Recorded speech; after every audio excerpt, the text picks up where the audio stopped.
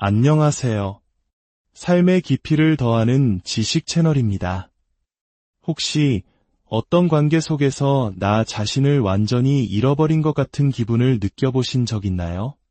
상대방의 기분을 살피느라 온 신경이 곤두서고 매일 살얼음판을 걷는 듯한 긴장감 속에 지쳐갔던 경험 말입니다. 그런 관계에서 벗어난 뒤에도 마치 내 존재의 일부가 사라진 듯한 깊은 공허함에 시달리기도 합니다. 오늘 우리는 바로 이 문제, 나르시시스트 관계가 남기는 상처와 그 속에서 나 자신을 되찾는 여정에 대해 깊이 이야기 나누어 보려 합니다. 이 이야기가 지금 힘든 시간을 보내고 있는 당신에게 혹은 주변의 소중한 누군가에게 작은 위로와 길잡이가 되기를 바랍니다. 만약 오늘 이야기가 여러분의 마음에 와닿는다면 이 내용을 공유하는 것이 어둠 속에 있는 다른 누군가에게 작은 빛이 되어줄지도 모릅니다. 저희 채널을 구독해 주시면 앞으로도 이렇게 의미 있는 이야기를 계속 만들어 나가는데 큰 힘이 됩니다. 자, 그럼 시작하겠습니다. 나르시시스트와의 관계에서 벗어난 많은 분들이 공통적으로 하는 말이 있습니다. 제 자신을 잃어버렸어요. 이 말은 단순히 시적인 표현이 아닙니다. 말 그대로 당신은 당신 자신을 정말로 잃어버렸던 것입니다. 왜냐하면 그 관계가 유지되기 위한 유일한 조건이 바로 당신 자신을 포기하는 것이었기 때문이죠. 그것은 마치 그 관계에 들어가기 위한 입장권과도 같았습니다. 그래서 많은 분들이 내가 나를 배신했다고 자책하지만 이것은 사실이 아닙니다. 명확히 해야 합니다. 당신을 배신한 것은 상대방입니다. 당신은 그저 한 사람과 어떻게든 관계를 이어가려 애썼을 뿐입니다. 그 관계를 지키는 대가가 자기 자신을 내어주는 것인 줄은 미처 몰랐던 것이죠. 그렇다면 이 깊은 상실감 속에서 나를 되찾는 첫걸음은 무엇일까요? 전문가들은 단호하게 조언합니다. 만약 당신이 1년 이상 지속된 나르시시스트 관계에서 막 벗어났다면 새로운 연애 관계를 시작하기 전에 최소 1년의 시간을 오롯이 자신에게 주어야 한다고 말입니다.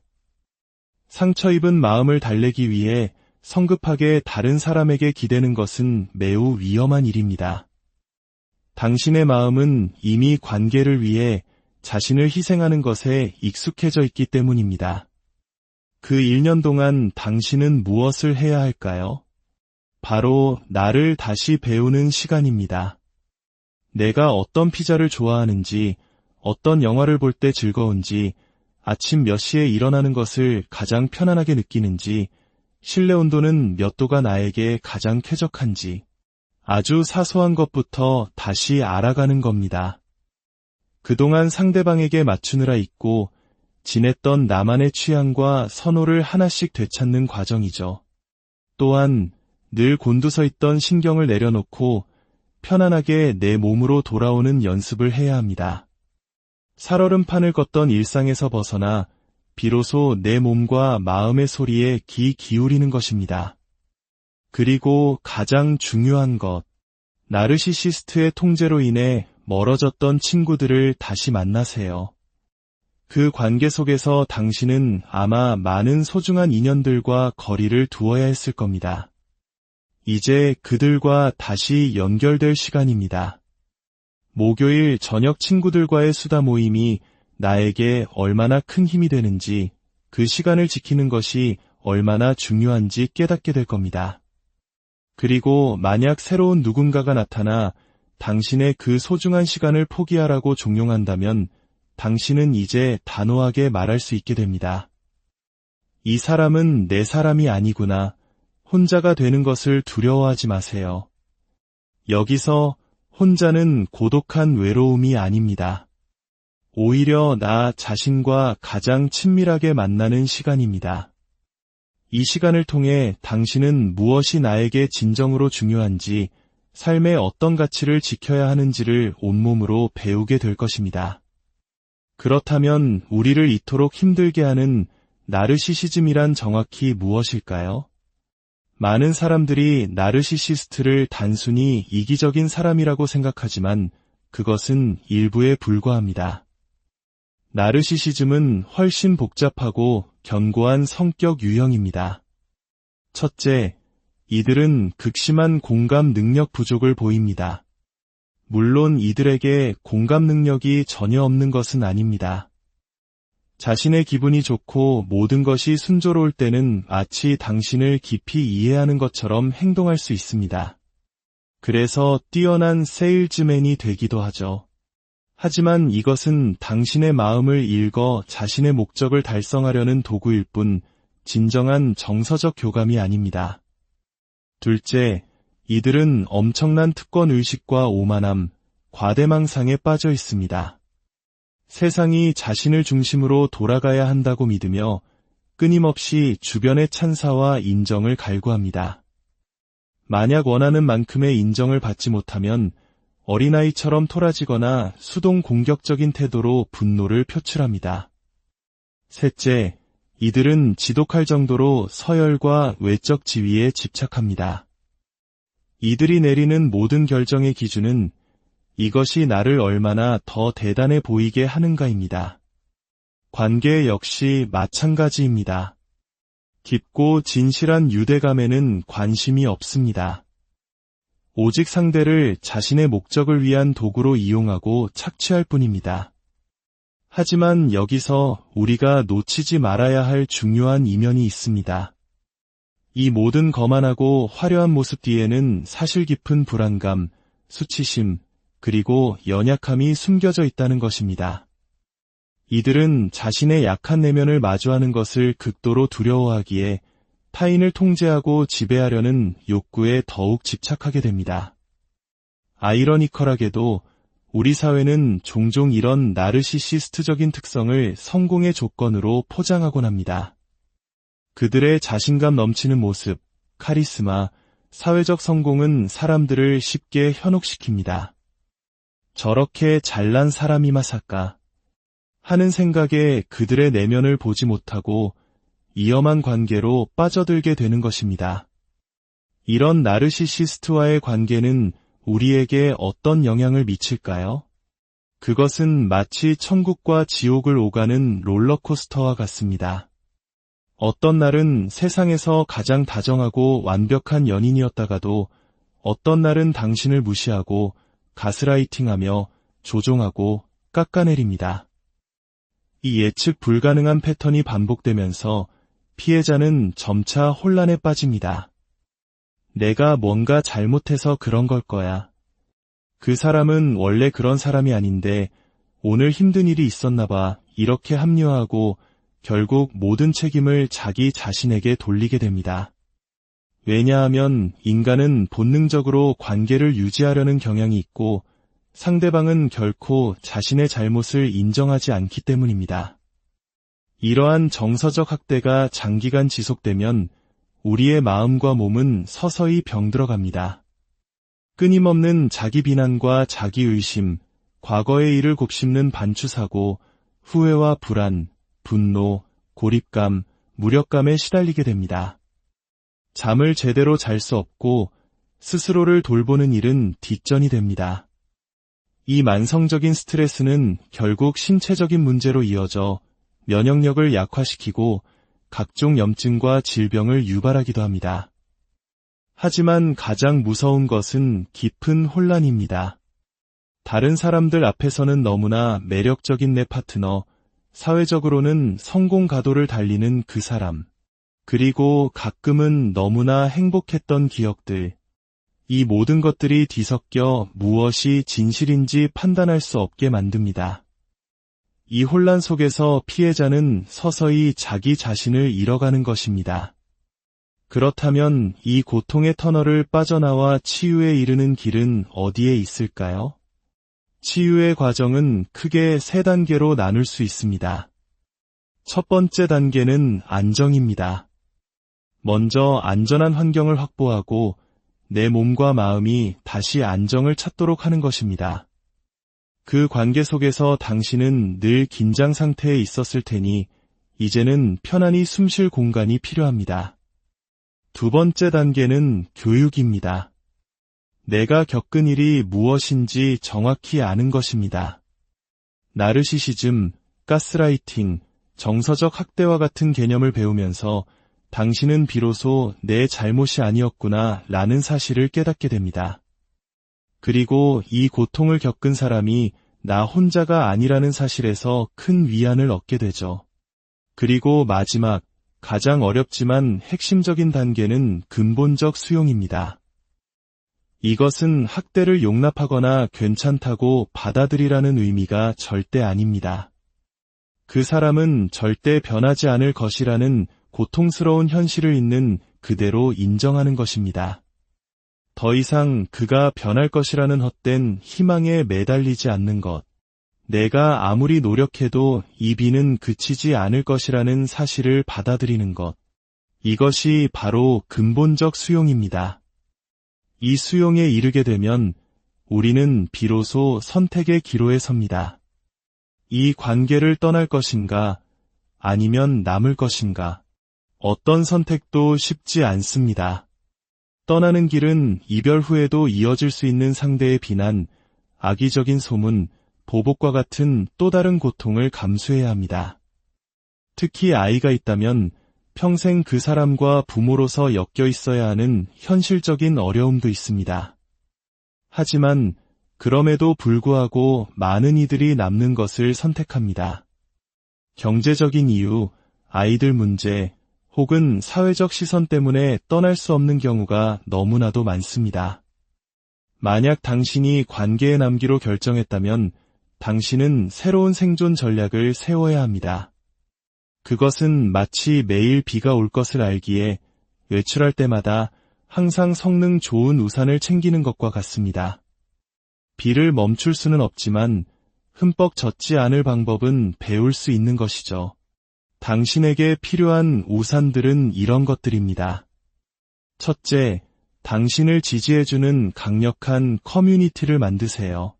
당신의 이야기를 들어주고 당신의 감정을 있는 그대로 인정해주는 친구, 가족, 혹은 상담 전문가가 반드시 필요합니다. 둘째, 관계 밖에서 당신의 의미와 목적을 찾으세요. 1. 취미, 봉사활동, 자녀 양육 등 당신이 열정을 쏟고 성취감을 느낄 수 있는 영역을 적극적으로 개척해야 합니다. 더 이상 상대방에게서 행복과 인정을 구하지 마세요. 오늘 회사에서 있었던 기쁜 일을 퇴근길에 배우자가 아닌 친구에게 전화해서 이야기하는 것, 이것이 바로 당신의 우산이 되어줄 겁니다. 셋째, 명확한 경계를 설정하고 감정적으로 거리를 두는 연습을 하세요. 상대방의 말 한마디에 일희일비하지 않고 그들의 문제에 말려들지 않는 것입니다. 이것은 결코 쉽지 않지만 당신의 내면을 지키기 위한 필수적인 훈련입니다. 마지막으로 성인이 된 자녀가 나르시시스트적인 성향을 보일 때 부모가 겪는 고통에 대해서도 이야기하지 않을 수 없습니다. 한국처럼 부모 자식 간의 유대가 깊은 문화에서는 이 문제가 더욱 가슴 아픈 비극이 되기도 합니다. 부모는 내가 뭘 잘못 키운 걸까? 라는 끝없는 죄책감에 시달립니다. 하지만 많은 경우 같은 부모 밑에서 자란 다른 형제들은 건강하고 공감 능력이 뛰어난 성인으로 성장합니다. 이것은 자녀의 기질적인 요인과 같은 복합적인 원인이 작용했음을 의미하며 모든 것이 부모의 탓만은 아니라는 것을 보여줍니다. 이 경우에도 치유의 원칙은 동일합니다. 근본적 수용. 내 자녀가 이런 성향을 가졌다는 현실, 그리고 그것이 쉽게 변하지 않을 것이라는 사실을 받아들여야 합니다. 그리고 때로는 강인한 사랑이 필요합니다. 성인 자녀의 착취적인 행동으로부터 부모 자신과 다른 가족들을 보호하기 위해 경제적 지원을 끊거나 명확한 선을 긋는 고통스러운 결정을 내려야 할 수도 있습니다. 오늘 우리는 매우 어렵고 무거운 주제에 대해 이야기했습니다. 나르시시스트 관계 속에서 자신을 잃어버린다는 것, 그리고 그 상처를 치유하고 다시 나를 찾아가는 길고 험난한 여정에 대해서 말입니다. 기억하세요. 당신이 겪은 고통은 당신의 잘못이 아닙니다. 그리고 당신은 결코 혼자가 아닙니다. 다시 나 자신을 찾아가는 여정은 결코 쉽지 않지만 그것은 당신이 인생에서 떠날 수 있는 가장 용감하고 가치 있는 여정입니다. 작은 취향 하나부터 다시 발견하며 당신만의 나다움을 차곡차곡 쌓아 올리시길 진심으로 응원합니다. 오늘 이야기가 당신의 여정의 작은 등불이 되었기를 바랍니다. 안녕하세요. 삶의 깊이를 더하는 지식 채널입니다. 혹시 어떤 관계 속에서 나 자신을 완전히 잃어버린 것 같은 기분을 느껴보신 적 있나요? 상대방의 기분을 살피느라 온 신경이 곤두서고 매일 살얼음판을 걷는 듯한 긴장감 속에 지쳐갔던 경험 말입니다. 그런 관계에서 벗어난 뒤에도 마치 내 존재의 일부가 사라진 듯한 깊은 공허함에 시달리기도 합니다. 오늘 우리는 바로 이 문제, 나르시시스트 관계가 남기는 상처와 그 속에서 나 자신을 되찾는 여정에 대해 깊이 이야기 나누어 보려 합니다. 이 이야기가 지금 힘든 시간을 보내고 있는 당신에게 혹은 주변의 소중한 누군가에게 작은 위로와 길잡이가 되기를 바랍니다. 만약 오늘 이야기가 여러분의 마음에 와닿는다면 이 내용을 공유하는 것이 어둠 속에 있는 다른 누군가에게 작은 빛이 되어줄지도 모릅니다. 저희 채널을 구독해주시면 앞으로도 이렇게 의미 있는 이야기를 계속 만들어 나가는데 큰 힘이 됩니다. 자, 그럼 시작하겠습니다. 나르시시스트와의 관계에서 벗어난 많은 분들이 공통적으로 하는 말이 있습니다. 제 자신을 잃어버렸어요. 이 말은 단순히 시적인 표현이 아닙니다. 말 그대로 당신은 당신 자신을 정말로 잃어버렸던 것입니다. 왜냐하면 그 관계가 유지되기 위한 유일한 조건이 바로 당신 자신을 포기하는 것이었기 때문이죠. 그것은 마치 그 관계에 들어가기 위한 입장권과도 같았습니다. 그래서 많은 분들이 내가 나를 배신했다고 자책하지만 이것은 사실이 아닙니다. 명확히 해야 합니다. 당신을 배신한 것은 상대방입니다. 당신은 그저 한 사람과 어떻게든 관계를 이어가려 애썼을 뿐입니다. 그 관계를 지키는 대가가 자기 자신을 내어주는 것인 줄은 미처 몰랐던 것이죠. 그렇다면 이 깊은 상실감 속에서 나를 되찾는 첫걸음은 무엇일까요? 전문가들은 단호하게 조언합니다. 만약 당신이 1년 이상 지속된 나르시시스트 관계에서 막 벗어났다면 새로운 연애 관계를 시작하기 전에 최소 1년의 시간을 오롯이 자신에게 주어야 한다고 말입니다. 상처 입은 마음을 달래기 위해 성급하게 다른 사람에게 기대는 것은 매우 위험한 일입니다. 당신의 마음은 이미 관계를 위해 자신을 희생하는 것에 익숙해져 있기 때문입니다. 그 1년 동안 당신은 무엇을 해야 할까요? 바로 나를 다시 배우는 시간입니다. 내가 어떤 피자를 좋아하는지, 어떤 영화를 볼 때 즐거운지, 아침 몇 시에 일어나는 것을 가장 편안하게 느끼는지, 실내 온도는 몇 도가 나에게 가장 쾌적한지, 아주 사소한 것부터 다시 알아가는 겁니다. 그동안 상대방에게 맞추느라 잊고 지냈던 나만의 취향과 선호를 하나씩 되찾는 과정이죠. 또한 늘 곤두서 있던 신경을 내려놓고 편안하게 내 몸으로 돌아오는 연습을 해야 합니다. 살얼음판을 걷던 일상에서 벗어나 비로소 내 몸과 마음의 소리에 귀 기울이는 것입니다. 그리고 가장 중요한 것, 나르시시스트의 통제로 인해 멀어졌던 친구들을 다시 만나세요. 그 관계 속에서 당신은 아마 많은 소중한 인연들과 거리를 두어야 했을 겁니다. 이제 그들과 다시 연결될 시간입니다. 목요일 저녁 친구들과의 수다 모임이 나에게 얼마나 큰 힘이 되는지, 그 시간을 지키는 것이 얼마나 중요한지 깨닫게 될 겁니다. 그리고 만약 새로운 누군가가 나타나 당신의 그 소중한 시간을 포기하라고 종용한다면 당신은 이제 단호하게 말할 수 있게 됩니다. 이 사람은 내 사람이 아니구나. 혼자가 되는 것을 두려워하지 마세요. 여기서 혼자는 고독한 외로움이 아닙니다. 오히려 나 자신과 가장 친밀하게 만나는 시간입니다. 이 시간을 통해 당신은 무엇이 나에게 진정으로 중요한지, 삶의 어떤 가치를 지켜야 하는지를 온몸으로 배우게 될 것입니다. 그렇다면 우리를 이토록 힘들게 하는 나르시시즘이란 정확히 무엇일까요? 많은 사람들이 나르시시스트를 단순히 이기적인 사람이라고 생각하지만 그것은 일부에 불과합니다.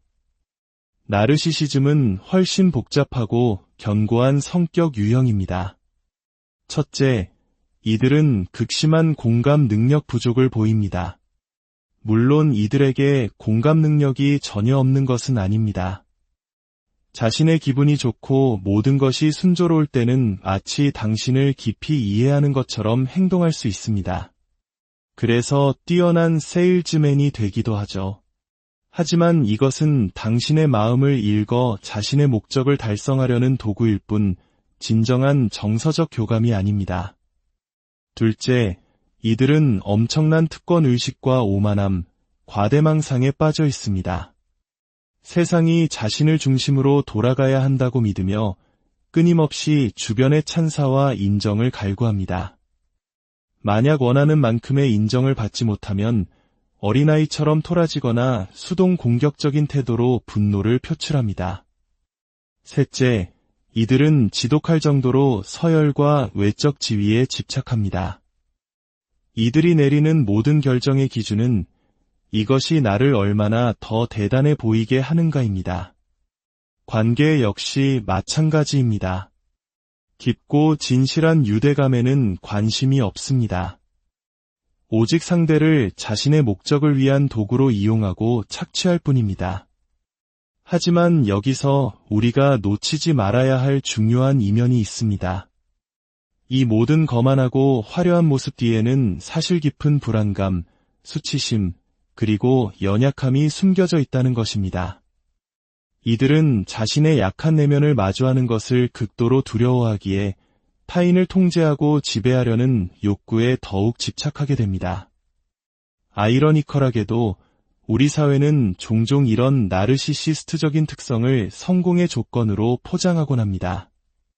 그들의 자신감 넘치는 모습, 카리스마, 사회적 성공은 사람들을 쉽게 현혹시킵니다. 저렇게 잘난 사람이 마사까 하는 생각에 그들의 내면을 보지 못하고 위험한 관계로 빠져들게 되는 것입니다. 이런 나르시시스트와의 관계는 우리에게 어떤 영향을 미칠까요? 그것은 마치 천국과 지옥을 오가는 롤러코스터와 같습니다. 어떤 날은 세상에서 가장 다정하고 완벽한 연인이었다가도 어떤 날은 당신을 무시하고 가스라이팅하며 조종하고 깎아내립니다. 이 예측 불가능한 패턴이 반복되면서 피해자는 점차 혼란에 빠집니다. 내가 뭔가 잘못해서 그런 걸 거야. 그 사람은 원래 그런 사람이 아닌데 오늘 힘든 일이 있었나 봐. 이렇게 합리화하고 결국 모든 책임을 자기 자신에게 돌리게 됩니다. 왜냐하면 인간은 본능적으로 관계를 유지하려는 경향이 있고 상대방은 결코 자신의 잘못을 인정하지 않기 때문입니다. 이러한 정서적 학대가 장기간 지속되면 우리의 마음과 몸은 서서히 병들어갑니다. 끊임없는 자기 비난과 자기 의심, 과거의 일을 곱씹는 반추사고, 후회와 불안, 분노, 고립감, 무력감에 시달리게 됩니다. 잠을 제대로 잘 수 없고 스스로를 돌보는 일은 뒷전이 됩니다. 이 만성적인 스트레스는 결국 신체적인 문제로 이어져 면역력을 약화시키고 각종 염증과 질병을 유발하기도 합니다. 하지만 가장 무서운 것은 깊은 혼란입니다. 다른 사람들 앞에서는 너무나 매력적인 내 파트너, 사회적으로는 성공 가도를 달리는 그 사람, 그리고 가끔은 너무나 행복했던 기억들, 이 모든 것들이 뒤섞여 무엇이 진실인지 판단할 수 없게 만듭니다. 이 혼란 속에서 피해자는 서서히 자기 자신을 잃어가는 것입니다. 그렇다면 이 고통의 터널을 빠져나와 치유에 이르는 길은 어디에 있을까요? 치유의 과정은 크게 3단계로 나눌 수 있습니다. 첫 번째 단계는 안정입니다. 먼저 안전한 환경을 확보하고 내 몸과 마음이 다시 안정을 찾도록 하는 것입니다. 그 관계 속에서 당신은 늘 긴장 상태에 있었을 테니 이제는 편안히 숨 쉴 공간이 필요합니다. 두 번째 단계는 교육입니다. 내가 겪은 일이 무엇인지 정확히 아는 것입니다. 나르시시즘, 가스라이팅, 정서적 학대와 같은 개념을 배우면서 당신은 비로소 내 잘못이 아니었구나 라는 사실을 깨닫게 됩니다. 그리고 이 고통을 겪은 사람이 나 혼자가 아니라는 사실에서 큰 위안을 얻게 되죠. 그리고 마지막, 가장 어렵지만 핵심적인 단계는 근본적 수용입니다. 이것은 학대를 용납하거나 괜찮다고 받아들이라는 의미가 절대 아닙니다. 그 사람은 절대 변하지 않을 것이라는 고통스러운 현실을 있는 그대로 인정하는 것입니다. 더 이상 그가 변할 것이라는 헛된 희망에 매달리지 않는 것. 내가 아무리 노력해도 이 비는 그치지 않을 것이라는 사실을 받아들이는 것. 이것이 바로 근본적 수용입니다. 이 수용에 이르게 되면 우리는 비로소 선택의 기로에 섭니다. 이 관계를 떠날 것인가, 아니면 남을 것인가. 어떤 선택도 쉽지 않습니다. 떠나는 길은 이별 후에도 이어질 수 있는 상대의 비난, 악의적인 소문, 보복과 같은 또 다른 고통을 감수해야 합니다. 특히 아이가 있다면 평생 그 사람과 부모로서 엮여 있어야 하는 현실적인 어려움도 있습니다. 하지만 그럼에도 불구하고 많은 이들이 남는 것을 선택합니다. 경제적인 이유, 아이들 문제, 혹은 사회적 시선 때문에 떠날 수 없는 경우가 너무나도 많습니다. 만약 당신이 관계에 남기로 결정했다면 당신은 새로운 생존 전략을 세워야 합니다. 그것은 마치 매일 비가 올 것을 알기에 외출할 때마다 항상 성능 좋은 우산을 챙기는 것과 같습니다. 비를 멈출 수는 없지만 흠뻑 젖지 않을 방법은 배울 수 있는 것이죠. 당신에게 필요한 우산들은 이런 것들입니다. 첫째, 당신을 지지해주는 강력한 커뮤니티를 만드세요. 당신의 이야기를 들어주고 당신의 감정을 있는 그대로 인정해주는 친구, 가족, 혹은 상담 전문가가 반드시 필요합니다. 둘째, 관계 밖에서 당신의 의미와 목적을 찾으세요. 일, 취미, 봉사활동, 자녀 양육 등 당신이 열정을 쏟고 성취감을 느낄 수 있는 영역을 적극적으로 개척해야 합니다. 더 이상 상대방에게서 행복과 인정을 구하지 마세요. 오늘 회사에서 있었던 기쁜 일을 퇴근길에 배우자가 아닌 친구에게 전화해서 이야기하는 것, 이것이 바로 당신의 우산이 되어줄 겁니다. 셋째, 명확한 경계를 설정하고 감정적으로 거리를 두는 연습을 하세요. 상대방의 말 한마디에 일희일비하지 않고 그들의 문제에 말려들지 않는 것입니다. 이것은 결코 쉽지 않지만 당신의 내면을 지키기 위한 필수적인 훈련입니다. 마지막으로 성인이 된 자녀가 나르시시스트적인 성향을 보일 때 부모가 겪는 고통에 대해서도 이야기하지 않을 수 없습니다. 한국처럼 부모 자식 간의 유대가 깊은 문화에서는 이 문제가 더욱 가슴 아픈 비극이 되기도 합니다. 부모는 내가 뭘 잘못 키운 걸까? 라는 끝없는 죄책감에 시달립니다. 하지만 많은 경우 같은 부모 밑에서 자란 다른 형제들은 건강하고 공감 능력이 뛰어난 성인으로 성장합니다. 이것은 자녀의 기질적인 요인과 같은 복합적인 원인이 작용했음을 의미하며 모든 것이 부모의 탓만은 아니라는 것을 보여줍니다. 이 경우에도 치유의 원칙은 동일합니다. 근본적 수용. 내 자녀가 이런 성향을 가졌다는 현실, 그리고 그것이 쉽게 변하지 않을 것이라는 사실을 받아들여야 합니다. 그리고 때로는 강인한 사랑이 필요합니다. 성인 자녀의 착취적인 행동으로부터 부모 자신과 다른 가족들을 보호하기 위해 경제적 지원을 끊거나 명확한 선을 긋는 고통스러운 결정을 내려야 할 수도 있습니다. 오늘 우리는 매우 어렵고 무거운 주제에 대해 이야기했습니다.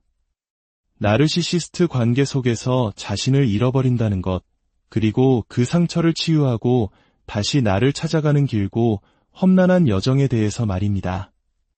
기억하세요. 당신이 겪은 고통은 당신의 잘못이 아닙니다. 그리고 당신은 결코 혼자가 아닙니다. 다시 나 자신을 찾아가는 여정은 결코 쉽지 않지만 그것은 당신이 인생에서 떠날 수 있는 가장 용감하고 가치 있는 여정입니다. 작은 취향 하나부터 다시 발견하며 당신만의 나다움을 차곡차곡 쌓아 올리시길 진심으로 응원합니다. 오늘 이야기가 당신의 여정의 작은 등불이 되었기를 바랍니다. 안녕하세요. 삶의 깊이를 더하는 지식 채널입니다. 혹시 어떤 관계 속에서 나 자신을 완전히 잃어버린 것 같은 기분을 느껴보신 적 있나요? 상대방의 기분을 살피느라 온 신경이 곤두서고 매일 살얼음판을 걷는 듯한 긴장감 속에 지쳐갔던 경험 말입니다. 그런 관계에서 벗어난 뒤에도 마치 내 존재의 일부가 사라진 듯한 깊은 공허함에 시달리기도 합니다. 오늘 우리는 바로 이 문제, 나르시시스트 관계가 남기는 상처와 그 속에서 나 자신을 되찾는 여정에 대해 깊이 이야기 나누어 보려 합니다. 이 이야기가 지금 힘든 시간을 보내고 있는 당신에게 혹은 주변의 소중한 누군가에게 작은 위로와 길잡이가 되기를 바랍니다. 만약 오늘 이야기가 여러분의 마음에 와닿는다면 이 내용을 공유하는 것이 어둠 속에 있는 다른 누군가에게 작은 빛이 되어줄지도 모릅니다. 저희 채널을 구독해 주시면 앞으로도 이렇게 의미 있는 이야기를 계속 만들어 나가는데 큰 힘이 됩니다. 자, 그럼 시작하겠습니다. 나르시시스트와의 관계에서 벗어난 많은 분들이 공통적으로 하는 말이 있습니다. 제 자신을 잃어버렸어요. 이 말은 단순히 시적인 표현이 아닙니다. 말 그대로 당신은 당신 자신을 정말로 잃어버렸던 것입니다. 왜냐하면 그 관계가 유지되기 위한 유일한 조건이 바로 당신 자신을 포기하는 것이었기 때문이죠.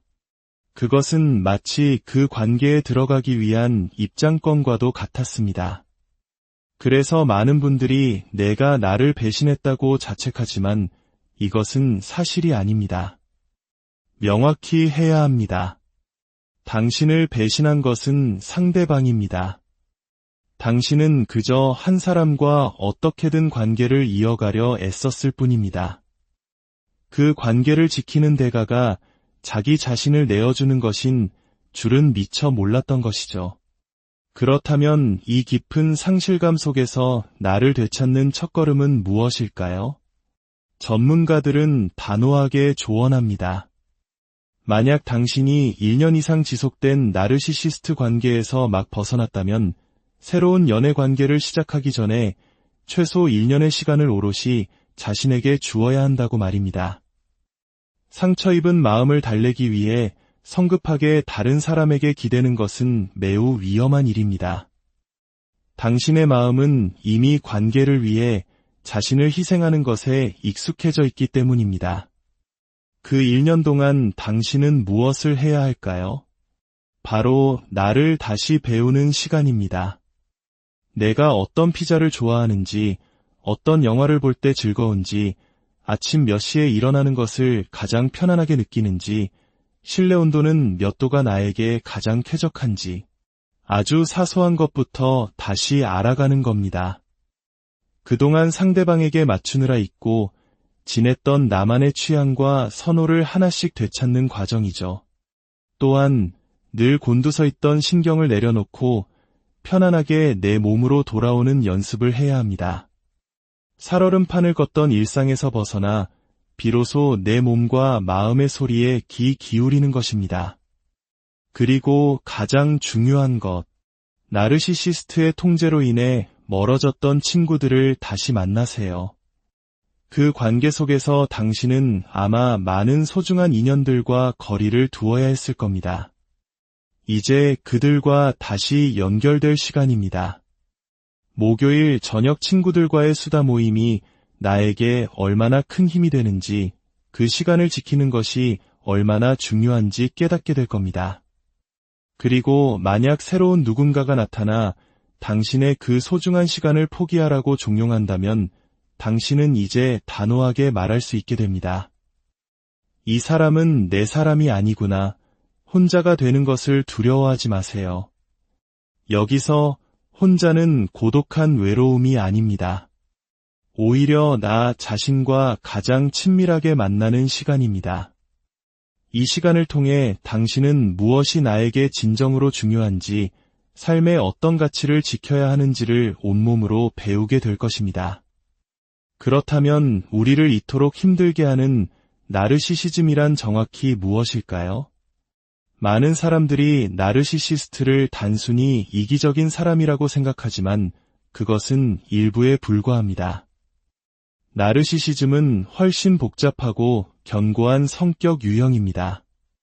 첫째, 이들은 극심한 공감 능력 부족을 보입니다. 물론 이들에게 공감 능력이 전혀 없는 것은 아닙니다. 자신의 기분이 좋고 모든 것이 순조로울 때는 마치 당신을 깊이 이해하는 것처럼 행동할 수 있습니다. 그래서 뛰어난 세일즈맨이 되기도 하죠. 하지만 이것은 당신의 마음을 읽어 자신의 목적을 달성하려는 도구일 뿐 진정한 정서적 교감이 아닙니다. 둘째, 이들은 엄청난 특권 의식과 오만함, 과대망상에 빠져 있습니다. 세상이 자신을 중심으로 돌아가야 한다고 믿으며 끊임없이 주변의 찬사와 인정을 갈구합니다. 만약 원하는 만큼의 인정을 받지 못하면 어린아이처럼 토라지거나 수동 공격적인 태도로 분노를 표출합니다. 셋째, 이들은 지독할 정도로 서열과 외적 지위에 집착합니다. 이들이 내리는 모든 결정의 기준은 이것이 나를 얼마나 더 대단해 보이게 하는가입니다. 관계 역시 마찬가지입니다. 깊고 진실한 유대감에는 관심이 없습니다. 오직 상대를 자신의 목적을 위한 도구로 이용하고 착취할 뿐입니다.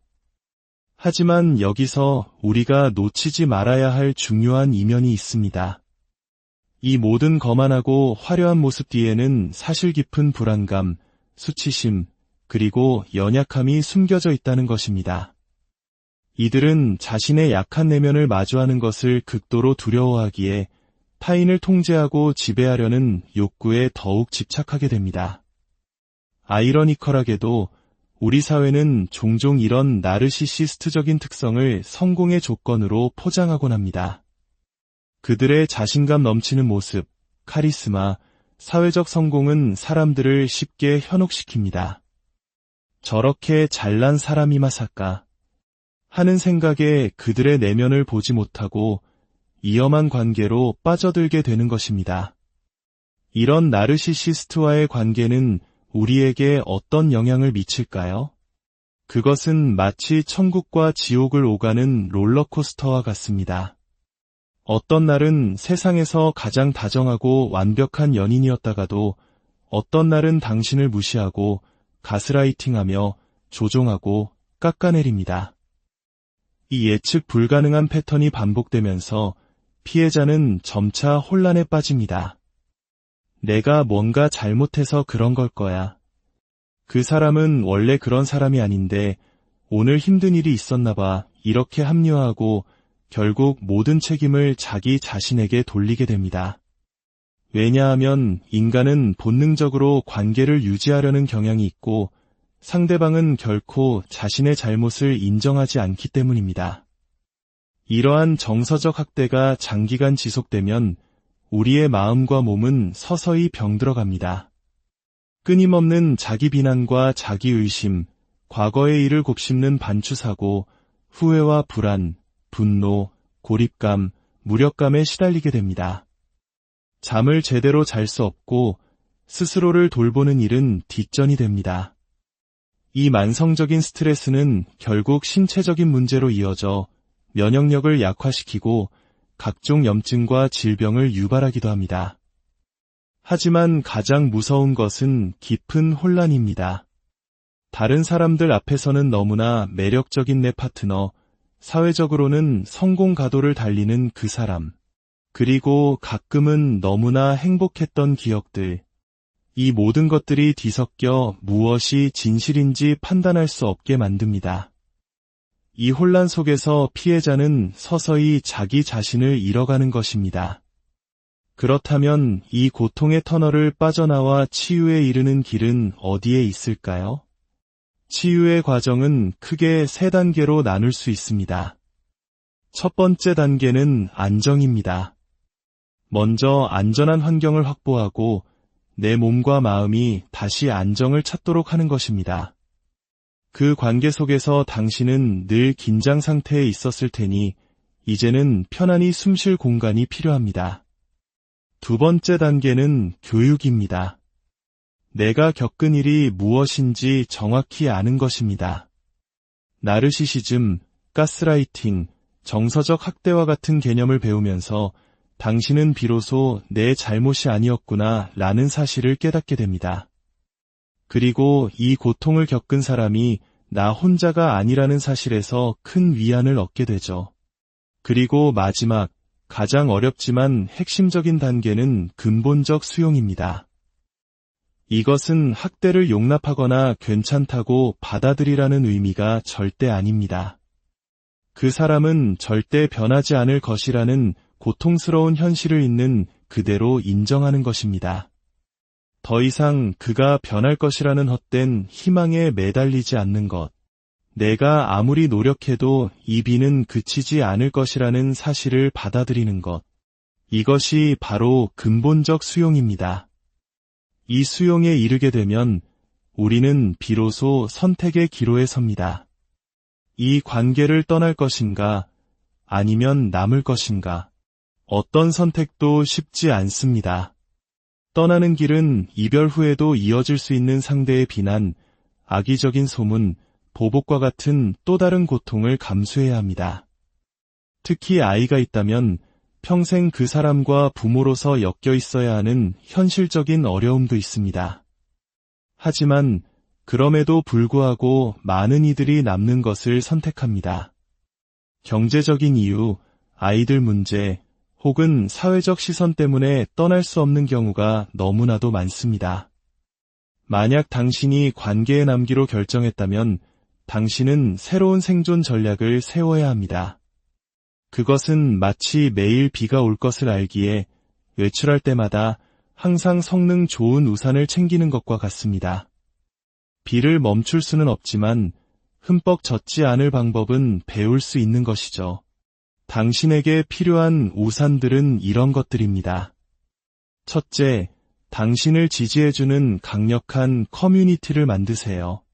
당신의 이야기를 들어주고 당신의 감정을 있는 그대로 인정해주는 친구, 가족, 혹은 상담 전문가가 반드시 필요합니다. 둘째, 관계 밖에서 당신의 의미와 목적을 찾으세요. 일, 취미, 봉사활동, 자녀 양육 등 당신이 열정을 쏟고 성취감을 느낄 수 있는 영역을 적극적으로 개척해야 합니다. 더 이상 상대방에게서 행복과 인정을 구하지 마세요. 오늘 회사에서 있었던 기쁜 일을 퇴근길에 배우자가 아닌 친구에게 전화해서 이야기하는 것, 이것이 바로 당신의 우산이 되어줄 겁니다. 셋째, 명확한 경계를 설정하고 감정적으로 거리를 두는 연습을 하세요. 상대방의 말 한마디에 일희일비하지 않고 그들의 문제에 말려들지 않는 것입니다. 이것은 결코 쉽지 않지만 당신의 내면을 지키기 위한 필수적인 훈련입니다. 마지막으로 성인이 된 자녀가 나르시시스트적인 성향을 보일 때 부모가 겪는 고통에 대해서도 이야기하지 않을 수 없습니다. 한국처럼 부모 자식 간의 유대가 깊은 문화에서는 이 문제가 더욱 가슴 아픈 비극이 되기도 합니다. 부모는 내가 뭘 잘못 키운 걸까? 라는 끝없는 죄책감에 시달립니다. 하지만 많은 경우 같은 부모 밑에서 자란 다른 형제들은 건강하고 공감 능력이 뛰어난 성인으로 성장합니다.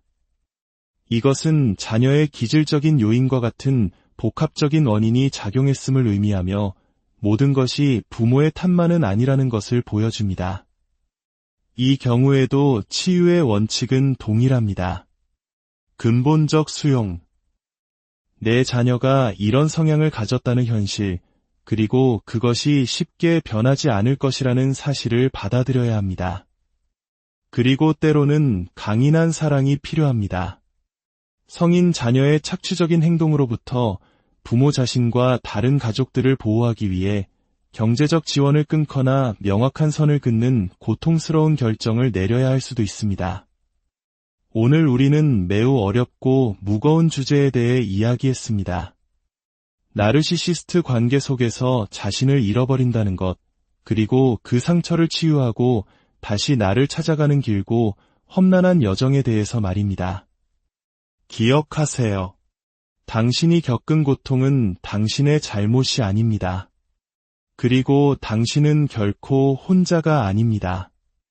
다시 나 자신을 찾아가는 여정은 결코 쉽지 않지만 그것은 당신이 인생에서 떠날 수 있는 가장 용감하고 가치 있는 여정입니다. 작은 취향 하나부터 다시 발견하며 당신만의 나다움을 차곡차곡 쌓아 올리시길 진심으로 응원합니다. 오늘 이야기가 당신의 여정의 작은 등불이 되었기를 바랍니다. 안녕하세요. 삶의 깊이를 더하는 지식 채널입니다. 혹시 어떤 관계 속에서 나 자신을 완전히 잃어버린 것 같은 기분을 느껴보신 적 있나요? 상대방의 기분을 살피느라 온 신경이 곤두서고 매일 살얼음판을 걷는 듯한 긴장감 속에 지쳐갔던 경험 말입니다. 그런 관계에서 벗어난 뒤에도 마치 내 존재의 일부가 사라진 듯한 깊은 공허함에 시달리기도 합니다. 오늘 우리는 바로 이 문제, 나르시시스트 관계가 남기는 상처와 그 속에서 나 자신을 되찾는 여정에 대해 깊이 이야기 나누어 보려 합니다. 이 이야기가 지금 힘든 시간을 보내고 있는 당신에게 혹은 주변의 소중한 누군가에게 작은 위로와 길잡이가 되기를 바랍니다. 만약 오늘 이야기가 여러분의 마음에 와닿는다면 이 내용을 공유하는 것이 어둠 속에 있는 다른 누군가에게 작은 빛이 되어줄지도 모릅니다. 저희 채널을 구독해주시면 앞으로도 이렇게 의미 있는 이야기를 계속 만들어 나가는 데 큰 힘이 됩니다. 자, 그럼 시작하겠습니다. 나르시시스트와의 관계에서 벗어난 많은 분들이 공통적으로 하는 말이 있습니다. 제 자신을 잃어버렸어요. 이 말은 단순히 시적인 표현이 아닙니다. 말 그대로 당신은 당신 자신을 정말로 잃어버렸던 것입니다. 왜냐하면 그 관계가 유지되기 위한 유일한 조건이 바로 당신 자신을 포기하는 것이었기 때문이죠. 그것은 마치 그 관계에 들어가기 위한 입장권과도 같았습니다. 그래서 많은 분들이 내가 나를 배신했다고 자책하지만 이것은 사실이 아닙니다. 명확히 해야 합니다. 당신을 배신한 것은 상대방입니다. 당신은 그저 한 사람과 어떻게든 관계를 이어가려 애썼을 뿐입니다. 그 관계를 지키는 대가가 자기 자신을 내어주는 것인 줄은 미처 몰랐던 것이죠. 그렇다면 이 깊은 상실감 속에서 나를 되찾는 첫걸음은 무엇일까요? 전문가들은 단호하게 조언합니다. 만약 당신이 1년 이상 지속된 나르시시스트 관계에서 막 벗어났다면 새로운 연애 관계를 시작하기 전에 최소 1년의 시간을 오롯이 자신에게 주어야 한다고 말입니다. 상처 입은 마음을 달래기 위해 성급하게 다른 사람에게 기대는 것은 매우 위험한 일입니다. 당신의 마음은 이미 관계를 위해 자신을 희생하는 것에 익숙해져 있기 때문입니다. 그 1년 동안 당신은 무엇을 해야 할까요? 바로 나를 다시 배우는 시간입니다. 내가 어떤 피자를 좋아하는지, 어떤 영화를 볼 때 즐거운지, 아침 몇 시에 일어나는 것을 가장 편안하게 느끼는지, 실내 온도는 몇 도가 나에게 가장 쾌적한지, 아주 사소한 것부터 다시 알아가는 겁니다. 그동안 상대방에게 맞추느라 잊고 지냈던 나만의 취향과 선호를 하나씩 되찾는 과정이죠. 또한 늘 곤두서 있던 신경을 내려놓고 편안하게 내 몸으로 돌아오는 연습을 해야 합니다. 살얼음판을 걷던 일상에서 벗어나 비로소 내 몸과 마음의 소리에 귀 기울이는 것입니다. 그리고 가장 중요한 것, 나르시시스트의 통제로 인해 멀어졌던 친구들을 다시 만나세요. 그 관계 속에서 당신은 아마 많은 소중한 인연들과 거리를 두어야 했을 겁니다. 이제 그들과 다시 연결될 시간입니다. 목요일 저녁 친구들과의 수다 모임이 나에게 얼마나 큰 힘이 되는지, 그 시간을 지키는 것이 얼마나 중요한지 깨닫게 될 겁니다. 그리고 만약 새로운 누군가가 나타나 당신의 그 소중한 시간을 포기하라고 종용한다면 당신은 이제 단호하게 말할 수 있게 됩니다. 이 사람은 내 사람이 아니구나. 혼자가 되는 것을 두려워하지 마세요.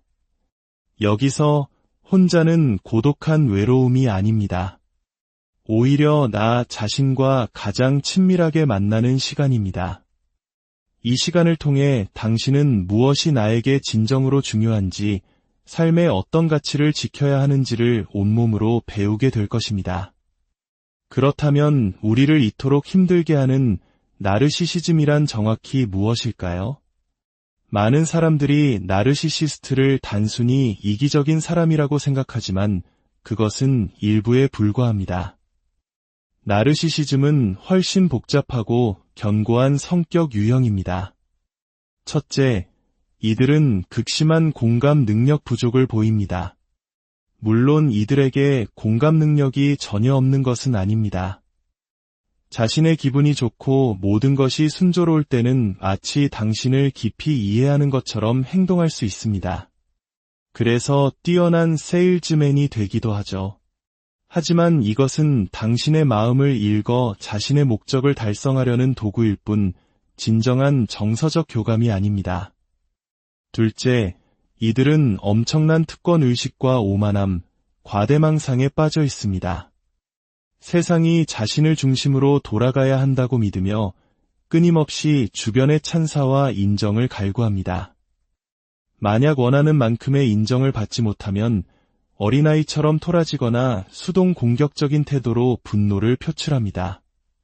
셋째, 이들은 지독할 정도로 서열과 외적 지위에 집착합니다.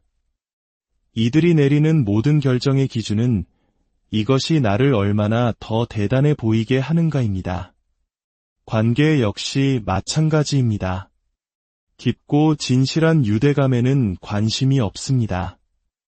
오직 상대를 자신의 목적을 위한 도구로 이용하고 착취할 뿐입니다. 하지만 여기서 우리가 놓치지 말아야 할 중요한 이면이 있습니다. 이 모든 거만하고 화려한 모습 뒤에는 사실 깊은 불안감, 수치심, 그리고 연약함이 숨겨져 있다는 것입니다. 이들은 자신의 약한 내면을 마주하는 것을 극도로 두려워하기에 타인을 통제하고 지배하려는 욕구에 더욱 집착하게 됩니다. 아이러니컬하게도 우리 사회는 종종 이런 나르시시스트적인 특성을 성공의 조건으로 포장하곤 합니다. 그들의 자신감 넘치는 모습, 카리스마, 사회적 성공은 사람들을 쉽게 현혹시킵니다. 저렇게 잘난 사람이 마사까 하는 생각에 그들의 내면을 보지 못하고 위험한 관계로 빠져들게 되는 것입니다. 이런 나르시시스트와의 관계는 우리에게 어떤 영향을 미칠까요? 그것은 마치 천국과 지옥을 오가는 롤러코스터와 같습니다. 어떤 날은 세상에서 가장 다정하고 완벽한 연인이었다가도 어떤 날은 당신을 무시하고 가스라이팅하며 조종하고 깎아내립니다. 이 예측 불가능한 패턴이 반복되면서 피해자는 점차 혼란에 빠집니다. 내가 뭔가 잘못해서 그런 걸 거야. 그 사람은 원래 그런 사람이 아닌데 오늘 힘든 일이 있었나 봐. 이렇게 합리화하고 결국 모든 책임을 자기 자신에게 돌리게 됩니다. 왜냐하면 인간은 본능적으로 관계를 유지하려는 경향이 있고 상대방은 결코 자신의 잘못을 인정하지 않기 때문입니다. 이러한 정서적 학대가 장기간 지속되면 우리의 마음과 몸은 서서히 병들어갑니다. 끊임없는 자기 비난과 자기 의심, 과거의 일을 곱씹는 반추사고, 후회와 불안, 분노, 고립감, 무력감에 시달리게 됩니다. 잠을 제대로 잘 수 없고 스스로를 돌보는 일은 뒷전이 됩니다. 이 만성적인 스트레스는 결국 신체적인 문제로 이어져 면역력을 약화시키고 각종 염증과 질병을 유발하기도 합니다. 하지만 가장 무서운 것은 깊은 혼란입니다. 다른 사람들 앞에서는 너무나 매력적인 내 파트너, 사회적으로는 성공 가도를 달리는 그 사람, 그리고 가끔은 너무나 행복했던 기억들, 이 모든 것들이 뒤섞여 무엇이 진실인지 판단할 수 없게 만듭니다. 이 혼란 속에서 피해자는 서서히 자기 자신을 잃어가는 것입니다. 그렇다면 이 고통의 터널을 빠져나와 치유에 이르는 길은 어디에 있을까요? 치유의 과정은 크게 3단계로 나눌 수 있습니다. 첫 번째 단계는 안정입니다. 먼저 안전한 환경을 확보하고 내 몸과 마음이 다시 안정을 찾도록 하는 것입니다. 그 관계 속에서 당신은 늘 긴장 상태에 있었을 테니 이제는 편안히 숨 쉴 공간이 필요합니다. 두 번째 단계는 교육입니다. 내가 겪은 일이 무엇인지 정확히 아는 것입니다. 나르시시즘, 가스라이팅, 정서적 학대와 같은 개념을 배우면서 당신은 비로소 내 잘못이 아니었구나 라는 사실을 깨닫게 됩니다. 그리고 이 고통을 겪은 사람이 나 혼자가 아니라는 사실에서 큰 위안을 얻게 되죠. 그리고 마지막, 가장 어렵지만 핵심적인 단계는 근본적 수용입니다. 이것은 학대를 용납하거나 괜찮다고 받아들이라는 의미가 절대 아닙니다. 그 사람은 절대 변하지 않을 것이라는 고통스러운 현실을 있는 그대로 인정하는 것입니다. 더 이상 그가 변할 것이라는 헛된 희망에 매달리지 않는 것, 내가 아무리 노력해도 이 비는 그치지 않을 것이라는 사실을 받아들이는 것, 이것이 바로 근본적 수용입니다. 이 수용에 이르게 되면 우리는 비로소 선택의 기로에 섭니다. 이 관계를 떠날 것인가, 아니면 남을 것인가, 어떤 선택도 쉽지 않습니다. 떠나는 길은 이별 후에도 이어질 수 있는 상대의 비난, 악의적인 소문, 보복과 같은 또 다른 고통을 감수해야 합니다. 특히 아이가 있다면 평생 그 사람과 부모로서 엮여 있어야 하는 현실적인 어려움도 있습니다. 하지만 그럼에도 불구하고 많은 이들이 남는 것을 선택합니다. 경제적인 이유, 아이들 문제, 혹은 사회적 시선 때문에 떠날 수 없는 경우가 너무나도 많습니다. 만약 당신이 관계에 남기로 결정했다면 당신은 새로운 생존 전략을 세워야 합니다. 그것은 마치 매일 비가 올 것을 알기에 외출할 때마다 항상 성능 좋은 우산을 챙기는 것과 같습니다. 비를 멈출 수는 없지만 흠뻑 젖지 않을 방법은 배울 수 있는 것이죠. 당신에게 필요한 우산들은 이런 것들입니다. 첫째, 당신을 지지해주는 강력한 커뮤니티를 만드세요. 당신의 이야기를 들어주고 당신의 감정을 있는 그대로 인정해주는 친구, 가족, 혹은 상담 전문가가 반드시 필요합니다. 둘째, 관계 밖에서 당신의 의미와 목적을 찾으세요. 일, 취미, 봉사활동, 자녀 양육 등 당신이 열정을 쏟고 성취감을 느낄 수 있는 영역을 적극적으로 개척해야 합니다. 더 이상 상대방에게서 행복과 인정을 구하지 마세요. 오늘 회사에서 있었던 기쁜 일을 퇴근길에 배우자가 아닌 친구에게 전화해서 이야기하는 것, 이것이 바로 당신의 우산이 되어줄 겁니다. 셋째, 명확한 경계를 설정하고 감정적으로 거리를 두는 연습을 하세요. 상대방의 말 한마디에 일희일비하지 않고 그들의 문제에 말려들지 않는 것입니다. 이것은 결코 쉽지 않지만 당신의 내면을